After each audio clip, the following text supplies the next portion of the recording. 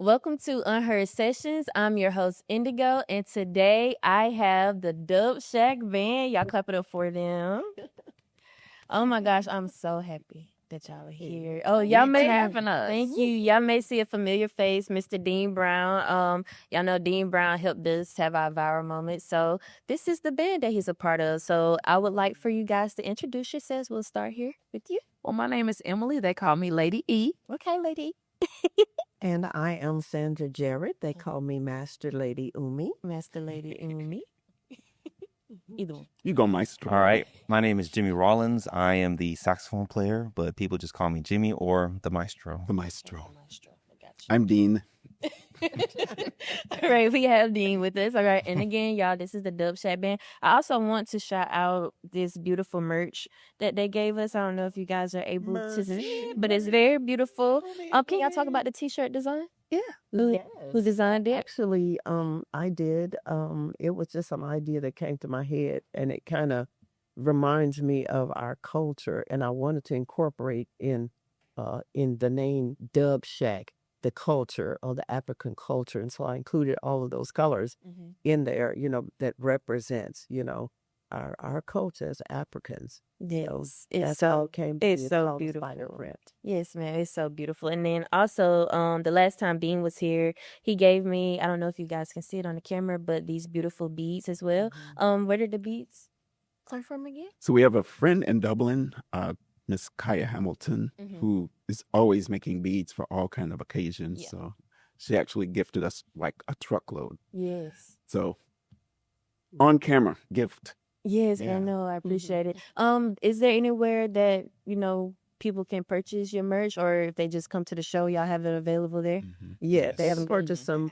They can go to our Facebook page and just message me, Umi, and the information will be right there. All right, y'all. Make sure y'all get some merch. Make sure that you know how I feel. We have to support independent artists. So anytime there's merch available, make sure that you help support them. Okay. So before we get started with your interview, I'm gonna have Nassim bring me some marker boards. So we're gonna play a little game. Okay. All right. Oh, thank you. Oh, these are heavy. I'll take one. Hey, guys. Yes, kind of heavy, guys. All right. And thank you, Nassim. I know. Okay. The TV trailer. Makes a nice drum. Let me get that green one, though. 'cause All it's a right. color. So we are going to play Who's Most Likely To, okay? So all you have to do is just write the name on the board, and then 1, 2, 3. What? Yes, it's Who's Most Likely To. So I'm gonna give you a question. You pick out of the band. Then 1, 2, 3. Turn it around, okay? All right, y'all ready? So who's most likely to take the longest to warm up? Look at Dean. Turn around. Everybody ready? Okay, go. Okay, we got Dean, Umi. Okay, so Dean won. So he put me. Okay, Umi. I did. Jimmy. Does not take me that long. She gonna jump me after So this, y'all. Dean, why is it taking you so long to warm up? Well, I'm wearing different hats, learning sound. I do drums on guitar, percussion, Yeah. violins, Yeah. turntables, and I'm just making sure it's right. Yeah. That's all. True. It takes time. Can't for risk good perfection. cooking. Yeah. Yeah, let Okay. it simmer down. This is a nice instrument right Oh. here. Ooh. Focus. Okay, I'm sorry. Focus. Sorry. Focus. Sorry. Okay, so who's most likely to be late but still perform the best? Couldn't get me killed.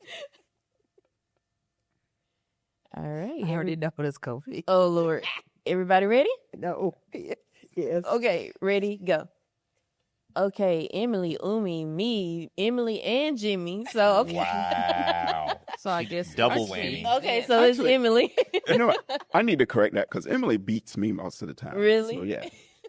I'm just talking about the few times she's had to catch planes or shoot movies Yeah. and showed up, after the show started. Fashionably late. Being hilarious. Okay. But the key is I show up last always, but I do perform the best. Okay. Yeah. And I true will. Lady I heard E my Yeah, fashion. that's definitely Oh, true. my God. Lady E fashion. It's facts. Okay. So who's most likely to be scatterbrained? Yeah, Umi's face. Do I have to turn this around? Mm-hmm. Yes. Y'all ready? All right, ready, go. Emily, how dare Jimmy you? and Umi, Dean, me, and I can't see. In a good way. Me in a good way. And Dean. Okay, So who won that one? Dean, I'm thinking Dean. Dean, yeah. Dean stays on put 10 me. all of the time. Yeah, sorry. There's no Jimmy. way we could tell Wow. which direction he's gonna go. Okay. I feel like I should answer this one. Who's most likely to be the most organized? I feel like I know the answer to that. Y'all ready? That might be. I didn't. Y'all ready? Yep, I'm ready. Go. I guess I didn't know the answer. Okay, me, Emily. Okay. So, me. yeah. Yes. She didn't win that. I definitely am the most organized. That is funny. Okay. She's a businesswoman. Who's most likely to keep the group on track?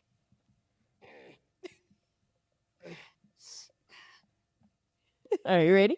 Go. Jimmy, Umi, you, Umi, Emily. So, Umi. Okay. And you. Okay, Umi. All right. So, who's most likely to go off script during a performance? Don't Yeah, say that. that empty go. Why would you ask that? Y'all ready? Hold on, wait. Okay. You good? Yeah, hold on. Yeah. 1 second. You good, friend? Oh, I'm excited to see All right, this. I'm ready. All right, ready? Uh-huh. You good, Umi? Yes.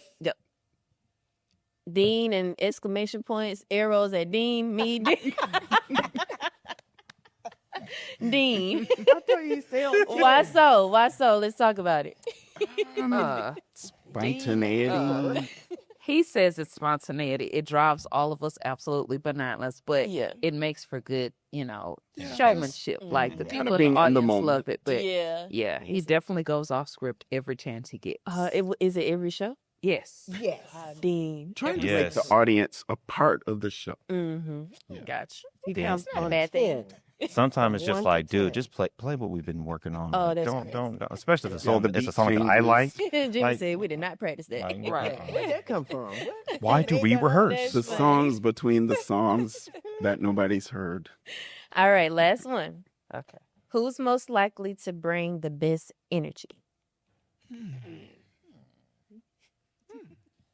It's a good one, but okay. I would say, yeah, definitely. All right, everybody ready? Mm-hmm. All right. Ready, go. We got Dean, Dean, Umi. Okay, we're just going to give it to everybody. Let's say everybody brings the best energy. Emily. You said yourself. I sure did. I say Dean. Dean, because Dean always knows when I'm in a just not a bad mood, but when I'm tired or just, and he'd be like, Amy. Oh, yeah, we have to. I'd be like, please. Going from work Go to somewhere, please. being a rock just star. want to sing the song. Not a rock star. Yeah, it's like, All right, y'all. So I'm going to take y'all's boards and everything. know, That we was have fun. to stop. I want it for the I ain't studio. gonna lie to you. This is good. No, so Stop. glad y'all like it. Here. Please. Yes. Fold up. Lord. He's trying to make a drum out of it. Okay, thank y'all so much. I'm going to try not That was fun. not go open my Yeah, it was. Thank you so That was much. fun. Okay, so I do want to ask you guys, where did the Dubshack Band originate from? I just looked. It was a studio, 4-track in my bedroom, in college, and it was first called The Song Shop, then The Cradle of Sound, then The Dub Factory, and I settled on Dubshack when I started releasing music. To just say it's a record label concept. And then when I put a band together, everybody said, "Oh, it's a Dubshack Band." Yeah. So, but it was here, right here, really in Salem, out in Cochrane, where the studio. But when I came to Macon, Macon's really the base. This Yeah. is home. Yeah. So it's right here. Who was the first member to come with you? Or, like, how did you guys, like, the order of how the group was formed? I would say Jimmy, but Jimmy first. Yeah. Because we've done drum circles, known Umi for years. Really, Emily. Yeah, But technically. I think I we would all s- kind of just like. Well, I knew him. I've known him the longest. Mm-hmm. I think Jimmy started playing with him right out of high school, but Umi played with him, drums with him all the time in drum circles. And so it kind of started with Jimmy playing the saxophone with him. Then Umi was playing the drums, and I just happened to sing a couple of songs. And Yeah. literally, I was just like, oh, and it really happened organically. Yeah. Yeah. Yeah. Okay. Yeah, Gotcha. Umi I mean, was wouldn't y'all say? Umi. I needed an Uber driver, and she said, "Where you going?" I'm going to play this show. It's 4 to 8. You got your drums? And she says, "Yeah." And I said, "Well, if you want to come play with me." Yeah. She ended up making more tips than Uber, and I said, "Well, if it's a blessing, come on every night." Yeah. And that's how it, Kind of Yeah. So over the next few months, Jimmy, Emily, Yeah. Okay. Yeah. Beautiful. So Jimmy mentioned that he plays the saxophone. Can you guys tell us exactly what you, not sorry, Emily, what do you do? You're the lead vocalist? Yes, I'm just the lead vocalist. I don't play any instruments. I shake a shaker. Mhm. I don't know if That that, counts? if Well, you know, Oh, yeah, that I guess counts. it counts. Gotta have But rhythm to do that. yeah, just that's right. Yeah. My voice is an instrument, so that's Okay. what I do. Yeah. Okay, lead vocalist. And I'm a percussionist. I always wanted to call myself a drummer, but they always beat me up when I say I'm She's a a drummer. drummer. So I She's- just Yeah, I don't listen to her. I have my congos, and I just recently added to my collection an XPS Pro, that beast. like a drummer machine that kind of replaces a lot of things that I have to do with my fingers since I've gotten older. And it just kind of fills in, it loops, it does everything. thunderclaps. Drummer. Lord, it does Literally everything. everything. It's a bit overwhelming sometimes. It's like, whoa. That's funny. All right, Dean, what about you? Vocals, about 10 instruments. First, really, believe it or not, the first instrument is bass, and that led to guitar and keys, African kalimba, Native American flute, the wood flutes, water drum. I don't play brass like Jimmy, and things like drums, Yeah. percussion, anything, your boards. I'll play those. You try Anything that makes a sound. Yeah, anything Play that the makes couch sound. if he could. Yes. That's so funny. So, I do want to ask Jimmy a question. Y'all, Jimmy is my friend. We went to college together. I just had to throw that out. Oh, yeah. That's fam right there. Hey, friend. Yeah. So, what is your role in shaping the Dubshack Band sound? So really my responsibility as far as Dubshack is concerned is making sure that we're just really organized and arranged musically. So a lot of people, even outside of Dubshack, knows that I compose and I arrange music. Like I actually score and write music. So I'm very like detailed on like how things are supposed to go. And then working with Dean, kind of like, let's try this and try that. So Dean is like my, I guess my percussion and extra or my, pretty much my percussion and everything. So yeah. Jimmy, when you hear a new idea, what do you focus on first? Rhythm, feeling, or the structure? It just depends. Like if it's something cool and experimental, because really with music and trying to get people's attention musically, like sometimes, and even jazz musicians have done this 1,000 times, is just playing maybe a note that doesn't really fit within like maybe a chord progression, just a note just landing on that note. And it's kind of like, he's playing the wrong note. And it's like, maybe I'm trying to get your attention. Maybe I'm just experimenting. You got to try something. Because sometimes playing stuff within the key or in tonal, I mean, it's nice, but it can be boring. But sometimes it's always fun to really like try to push and, play stuff that just doesn't really sound good. Not even sound good, but just it's like, it's almost like jarring to the ear. It's like, what was that? So, yeah. Yeah. So, what are you doing these days? Right now, I'm actually I'm an educator. I'm a music teacher in Howson County in Warner Robins. I teach at Lake Joy Primary School in Warner Robins. This is my first year teaching there, second year teaching. So overall, I love it. I'm working with kindergarten through second grade. And they're very sweet. They like ask a lot of questions. They're all over the place. They just want to give you a hug and run up to you and like, Mr. Rollins this, Mr. Rollins that. And it's, I like it because I feel appreciated a lot. And some days where I may have to miss work for something, where were you? Yeah. Like, I think one time I missed 2 Wednesdays in a row, and one of my students was like, where were you? Where were you? I was like, well, guys, I had to do something. I had to say, we missed you. We missed you. One student told me at the end of, I think we were going for Christmas break, I'm going to miss you, Mr. Ross. I'll miss you too, sweetie. It really touched my heart.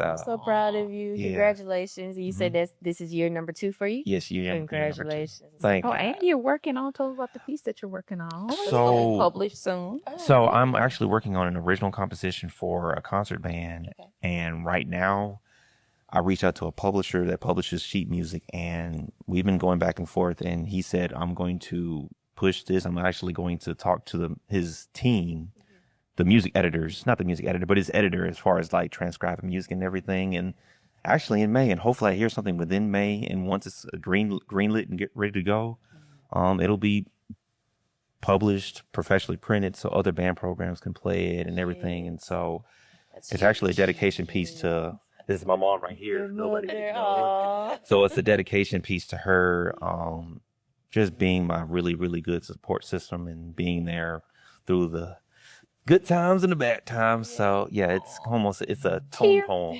So yeah. Oh my gosh, y'all clap it up for Jimmy, y'all. I'm just so proud of you because I just know everything we went through in college. Lord. So I'm just so proud to see that you are doing amazing and wonderful in I life. had to get out of that trauma, boy. Yeah, that's another story.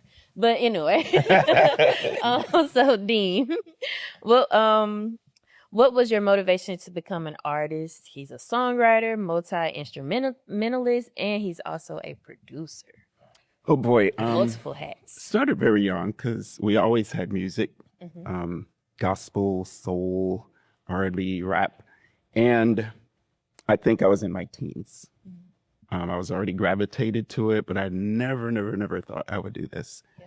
But hearing reggae music for the first time and the vibrations and hearing that the themes behind the music, it was bigger than music. And I was, pulled in because I always felt like music has to be about more than music. It needs to be something bigger than us to bring happiness, inspire people. And I just started to play all the instruments, just play around, try to mimic stuff I was hearing on records. But I was inspired to produce, reading about a producer named Lee Scratch Perry. He's like Jamaica's Quincy Jones, produced the Wailers. He developed this sound in a studio called the Black Ark. And he just simply said, this is what reggae is supposed to sound like. And I was like, I want to be that guy. I want to define genres, blend, experiment, and, because I do all types of music really. But reggae was the root. Driving force. Yeah. So what was the first song or piece that felt real to you? Like listening? Oh my goodness. All of it, because I grew up listening to Old Happy Day, gospel, Mahalia Jackson, the Jacksons. It's so much I can't really pinpoint because I listen to all music. I love the British, what we call the British invasion, and it was interesting because I was hearing a lot of reggae flavors in the music of Duran Duran, Culture Club. So it was a learning thing to learn about the diasporas of other African diasporas besides Black Americans. That was really interesting. Right. And I wanted to know everything about them, Yeah. at a young age, like 13 and 14. It's like, they have our voices. They have, but the music is us, but it's different, and, but it's all put together. And with you being doing music for so long, how would you say your sound has evolved over time? Over From the years? recording on boom boxes, Yeah. I was actually on the stage of Fort Valley State University. And I was recording Noise with a good buddy from Detroit. He was a huge Prince fan. And we used to roll up the piano and just bang on stuff. And I took his boombox in mine and figured out, we can multi-track. So it was 4 of us. And I was fascinated. So I took the idea home and over the summer wrote a song called Country Boy Revolution, which we just started. We had just added to the set. Oh. A little bit of a rewrite because I was a big Dungeons and Dragons fan. at age 19. Yeah. And it had all this corny stuff, wizards and stuff. I was like, I want to sing about it. So I need to make this more real, you know? What the heck am I going to sing about? But the song was basically about a guy from the country, little kid, who becomes a reggae artist. Yeah. Thank you so much, Dean. Yeah. So Emily, like Emily said, she is the lead vocalist. I am interested in who's your favorite artist and where do you draw inspiration from, if you do. I know this one. I know this. But let's see if they get it right. Who's my favorite artist? Whitney Ooh, Houston. Okay. So yes. Okay. So yes, absolutely. I grew up listening to her. I think her first album came out. I may have been, I don't know, 5 or 6.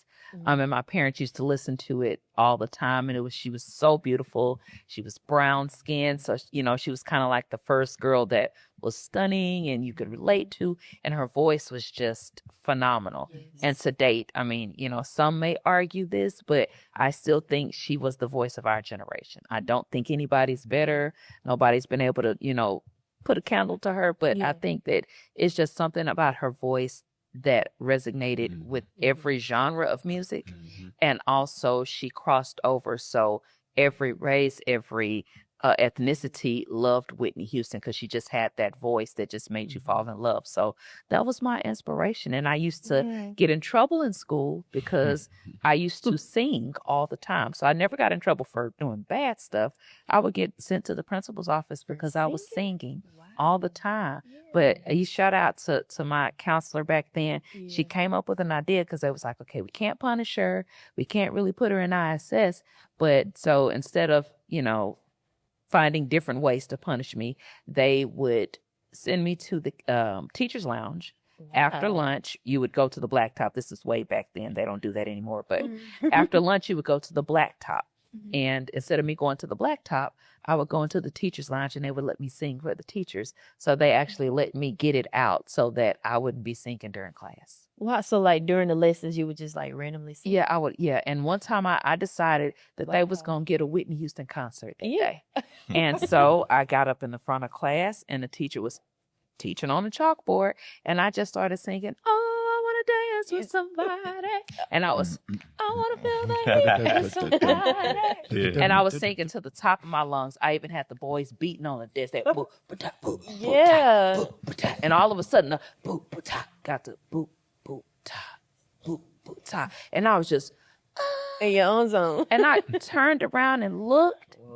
My mom was standing at the door of the classroom. She just happened to come to the school today just to check on me. Yeah. And I was giving a full-blown Whitney concert. And I didn't even do anything. I walked back to my desk. I got my book bag and I put everything in. And I walked out the door because I knew I was going home that day, and I wasn't coming back. Yeah. So, Born needless to be a say, performer. Hey, let her tell it. I've been singing since day one. Yeah. I'm listening to you, but I'm trying to think like if that was my child, you're just singing. I mean, but I don't know. But it was probably annoying. I'm the youngest of 4, so I have 3 other siblings, and it was probably annoying because I sang all the time. And my dad, rest his soul, my dad used to call me Squiggy because I was super, believe it or not, guys, I was super skinny and super thin and really little back then, and I had this really high pitched voice, so it always kind of sounded like when I sang. So my dad gave me the nickname Squiggy. So imagine, my brothers are like 10, 11 years older than me. So, I get up first thing in the morning at 6 o'clock and all you hear is, so it was probably annoying to them, but it was, and she just couldn't stop me from doing it. So it's literally I let her alone. been in my blood. Oh my since. gosh. So I don't know why. I just love to sing. I love that. I mean, if it's in your heart, if it's a talent, it's a gift, use it. Yeah, Use absolutely. it. Use it or you Church, lose it. remember? Yeah, Oh, we yeah. did. Yeah. We did. So we did come up in the church, Okay. and so church choirs, we did a lot of that. So it was a good little creative outlet. But she was very strict, so we didn't get a chance to listen to a lot of secular music unless we snuck and listened to it, which is how I got to listen to Whitney Houston and NWA and all of those good ones back in the day. Snoop Dogg and we'll table that. Yeah. Yeah, I snuck and listened to all of that. So that was my inspiration. That's interesting. So, Umi, so what was your most memorable gig or show? Oh, actually, we did a gig last year called the 70s. And Oh, all yeah. of us had on this different stuff. We went back to the 70s. 70s with the bell-bottom pants and the polka dot blouses. I actually had a blonde wig on, believe it or not. Yeah. I had sunglasses and stuff, and we had a packed house. This is when we played at Society Garden. And that was just really memorable for me because we had a lot of one-on-one we love interacting with our audience. Right. And we had a contest, a go-go contest, where we would have actually some of the audience members to come up on the stage and shake their thing and do all of this. And I really, really thought that was really cool. Yeah. So we got something coming up for the 80s and the 90s. So that we would kind of mimic that. But I remember that. That was fun. She did James Brown. Fun. You said she did what? Oh, yeah, James she had to Brown. do it. She had to do She had it. to do it. Really? They make me do James Brown. It's 70s. She had to do it. Like, come on. Get up. Don't. Oh, now I have to copyright. see. I have to see now. Right. I retired here. Love it. Also, Umi, what is one piece of advice you would give to the next generation of players? Oh, that's a big question. A lot of advice could be given, but as far as going into the music industry, you have to be really, really careful. I was very protective of this is my daughter. I was very protective of her and going into that industry because I could see where you could go down the wrong path. So many of our popular groups went down the wrong path, and that led to drugs, alcohol, suicide, and those things that we don't want our children to be confronted with. So the music industry is a tough industry. It's very challenging, and it'll make you think twice about the decisions that you make. So my advice is to do your research on what you really want to do as far as music, what instrument you want to play, who's your favorite idol, and do research on them. If you want to mimic some of them, know your instrument, know what it is that you like about that particular instrument and how that can help others. Music is about sharing and giving to others because music is vibration. And vibration is very, very important in the music industry because it makes people move. It moves the heart, it moves the soul.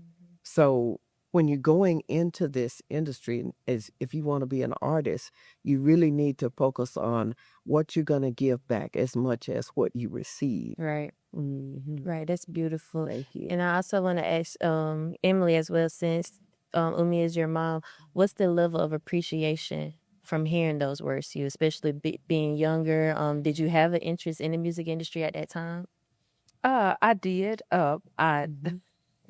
Yes, like she said, she definitely, cartelled me in the opposite direction. But if you would have asked me, I was gonna replace Whitney Houston when she got old. Yeah.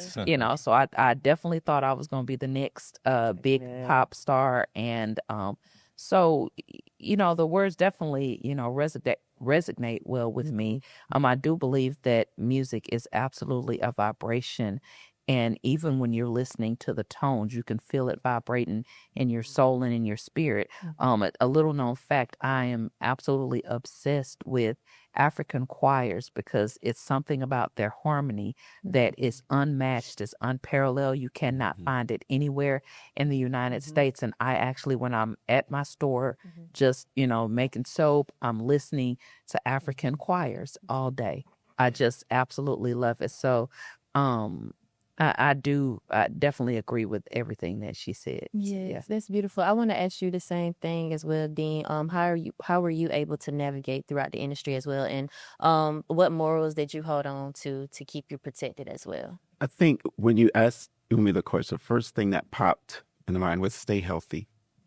Like she was saying, stay away from those drugs and, in the bad environments, because it slows down your highest self, your vibration. And so stay healthy, eat healthy, so you can get out and do things. You Right. can get out, perform in the hot sun, Yeah. you know, and have something to say, decide what it is, you know, to say something high. As I was saying earlier, be something bigger than yourself. Like what is your why? Once you find that, it propels you. You kind of wake up driven to do this, you know, that thing that just wakes you up. You don't have to be paid, you know, and that find that purpose, you know, within music, you know, because we need it. Yes. Speaking about the industry on the commercial level, it's feeding a lot of low vibration music, and it explains a lot of things that's happening. It's described, like Emily was saying, with the African choirs, drums. Even one of our old bass players, Snefru, he's from St. Croix, described the vibrations of bass. It's not just reggae, but reggae is structured as a medicine music. It's actually a technology, an ancient, where your DNA responds to light and rhythm and sound. So even if there's no lyrics, you see pictures, it's affecting people. And so you see all cultures respond to that music on a different level than what you see like on pop radio. It's really deep, and that's, you know, it's a learning thing. I'm not a master of it, but I would just say study the holistic side of music, you know, what we call world music, indigenous cultures, those choirs Emily was talking about, the kalimbas. A lot of those instruments are attached to medicine ceremonies for a reason. And, you know, we're seeing a lot of the New Age medicine where they vibrate forks and things close to your body because it heals. You know, it's powerful stuff. Yeah. Thank you so much for sharing. Jimmy, as well, I want to ask you, especially being, you know, just a little younger and in this generation, do you have any words of wisdom to offer? If it's something that you love to do, just do it, regardless of regardless of what people say. Just do it.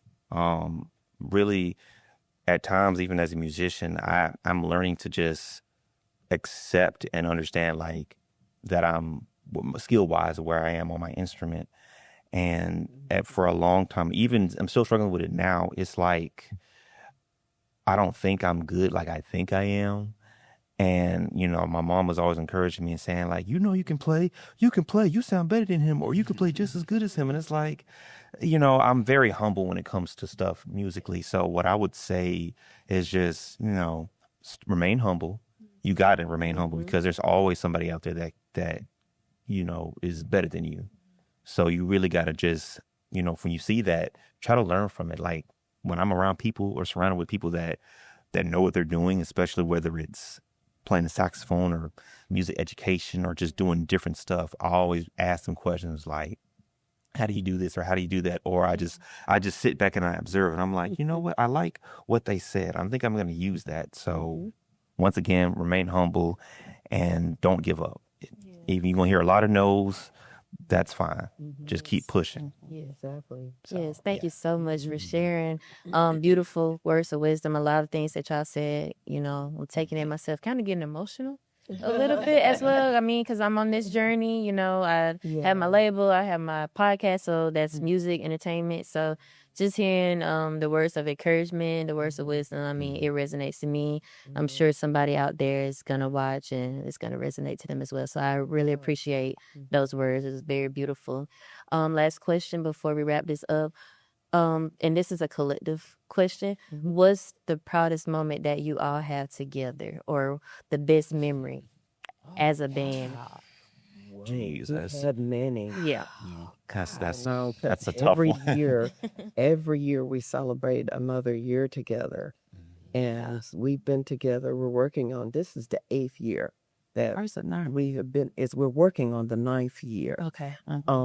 And it's been quite a journey for us as a band. If you observe a lot of the bands that are 4-piece bands or 5-piece bands that have all these huge instruments and things like that, we have something unique. We have Dean that does a lot of the uniqueness for the band, but each one of us in our band have our own character and our own sound and our own style of thing. And we have a chat where when we have a question about anything, we go in the chat and we iron it out and everything. We don't leave the chat until that's solved. And so that's the key to staying together as a Right. band. And I said something funny, girl. I'm just laughing at You the know, chat. What would you yeah, think well, our best chat time was is- though? Well, to let Umi finish. Yeah, but I was just saying, the key is just staying together and knowing one another as, as individuals, respect that space, respect our customers, our clients' space and what they need and stuff. And that's a job. That's a challenge to try to do that as a band. Yes, ma'am. So She's so organizer. You said she's so organizer. Yeah. I think gotta be done that way. I would probably say, as far as what I can remember, I'm pretty sure everybody remembers. I'm pretty sure you remember this too, Dean. We were at Society Garden, and I think the stage was a little bit smaller than it was before. So this was like prime Dubshack, like not like the building blocks. Like it was like a little shack on stage. Just Shaq. So I think Dean's guitar, something happened to it. I don't know. We were playing. And it just was like, yeah, nah, I'm finna stop working. So it just, it died. So it quit. So we were kind of like, what are we going to do? And it so happens that it was a guy that we were really good friends with. And Bill Brookins. Yeah, that's it. Yeah, Bill. He went to go, Shout out. he went to go get a guitar and brought it to the stage, and Dean played, and we continued the show. So I thought that was pretty, he saved us that day because at the time, we didn't really have any, he didn't have his turntable to play tracks and stuff. So we were kind of like, we didn't really have no other. I mean, I could just improvise and play something, but We were doing acapella with percussion. So we were gonna figure out this thing some kind of way. But I think when that guitar, I think that was at least memorable to me.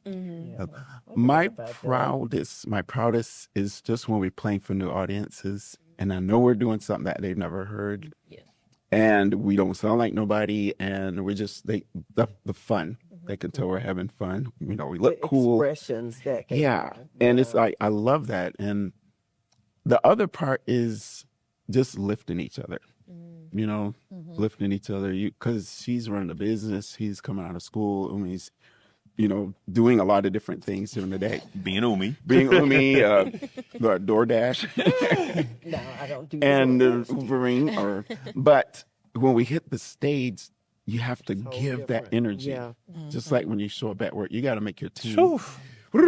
Yeah. Because you got to have fun. Yeah. And to me, this number one, it has to be fun. Just to let that person know everything's cool, give them energy, joke with the audience, make fun of little things just to pull people in. But I think just the music, just how we do, like, I think you were saying, we have a small footprint, but a very big sound. Yeah. So a lot of times we'll open for major artists, and they'll put us in this little 10-foot space. Yeah. And after they'll be like, man, y'all sound huge. It sounds what? Is that, Yeah. But I like pretty that. cool. Yeah. I like that. I think my favorite, my most memorable show we did was we were playing for a restaurant downtown, and I believe it was during Cherry Blossom, and we were playing out on the street, and it was just hundreds of people had gathered around, and we were just singing our hearts out and playing our hearts out, and it was people dancing, and it was like what I call a magical night. Yeah. And this and also we played this is right after the pandemic, and when they opened everything up, so people had been in their houses for 5-6 months, and people were depressed and sad, Crying. and we crying and everything, and so we came out onto the street downtown Macon, and we played a show, and people were pulling up in their cars and with their windows down, and they were crying and listening, and they were saying that they felt human again. They felt like they didn't realize how much they actually needed, and people were messaging us and telling us like that was the most wonderful thing that we had done, and they really appreciated it. So that's kind of my most memorable time is what music, and I tell Jimmy this all the time, like it touches people in such a way that sometimes we don't realize. In every song, when you're living your day-to-day life and you hear a song and it triggers a memory, like what would our lives be without music? Like just imagine if music didn't exist, what would our lives be? because music is like the blueprint a lot of times for how we get through our day. Certain songs give you a certain feeling. It evokes a certain emotion. So when we played that show right after, or, during the pandemic, people were so uplifted because it was just, we feel human again. So that was probably my best memory of us together as a band. I love that. Thank y'all so much for sharing. It's so I'm so emotional right now talking to y'all. I love it because I could just feel y'all's energy. I could feel the passion, the love, the appreciation for what you all do. So I also want to say we appreciate you Yes. for the platform. absolutely. I said this on the first interview, but you're giving a platform to a lot of artists that that people need to see them, and so the world needs people like yourself and the whole crew, and the son, everybody. Thank y'all. As a friend, I'm very proud of you because, like, Oh, we God, were, y'all, I'm about to cry. I'm sorry. Like, I'm sorry. but dealing with what we God. dealt with being an undergrad at MGA, we had some struggles and we pulled through. And it's good to see, a friend of mine that's actually like really doing this. Like, I really love this for you and everything. So, I'm so embarrassed. yeah, like, She's so I'm, precious. so let me not go too much, do too much, but It's okay. yeah. Sorry. Thank y'all so much for coming. I am so emotional right now. I love y'all so much. Thank y'all for all that you do. Always supporting me, always showing up as well. And like I say, I tell Umi, I tell Dean all the time, any way that I can show up, my team can show up, please let me know so that we can clear our schedules and show up in the best way possible. So again, I love y'all so much. Thank y'all for coming. And also, I am going to step out of the way so that the Dubshack Band can come up and they can do their magic. See y'all next time.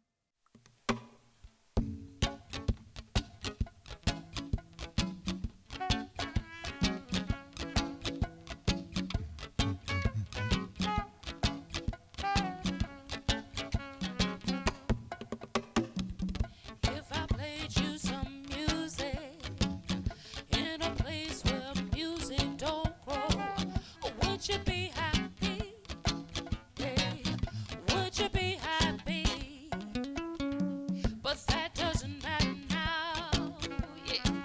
That doesn't matter now. We're only here to lively up your party and lively up your soul. So dance any way you can. Dance any way you can. Dance any way you can. Dance any way. Move any way. So dance any way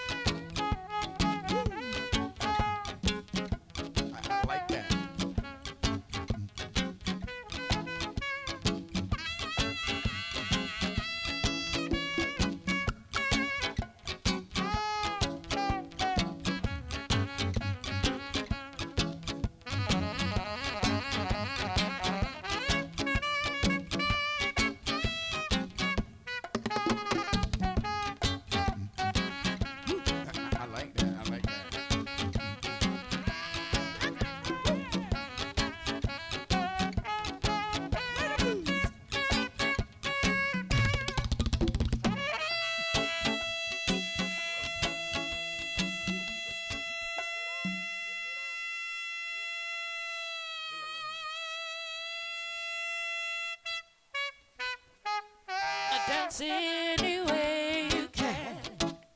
Dance any